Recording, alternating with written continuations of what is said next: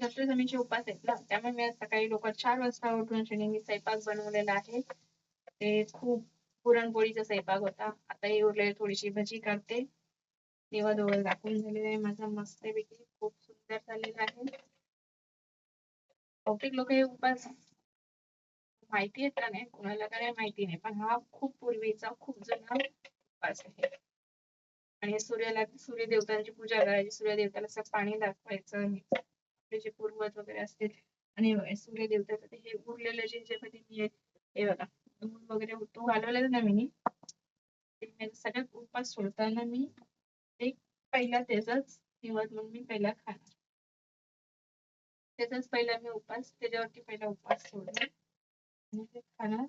मग बाकीचं जेवण जे काय आपण बनवलंय पुरणपोळी वगैरे पुरणपोळी वगैरे काय बनवली असेल मग ते आपण त्याच्याबरोबर खाऊ शकतात. हे बघा मी पुरणपोळी पण बनवलेली आहे. पुरणपोळी आणि त्याची आणि कुरड्या, थोड्याशा फार कुरड्या पण तळल्या, कुरड्या पण तळल्या आणि सर्व निवड देवांना दाखवायचं. मग आपण थोडेसे राहिलेलं आहे ते काय काय भरपूरसे सामान ते मी आता थोडंसं भरून घेऊन ठेवते. निवद वगैरे दाखवून झालंय माझ्या मुलं माझी शाळेत वगैरे गेलेले आहेत. शाळेत गेले त्याचा टिफिन वगैरे पण दिलाय, त्यांना टिफिन वगैरे पण दिलाय, मस्त पैकी आता एन्जॉय करतात शाळेत.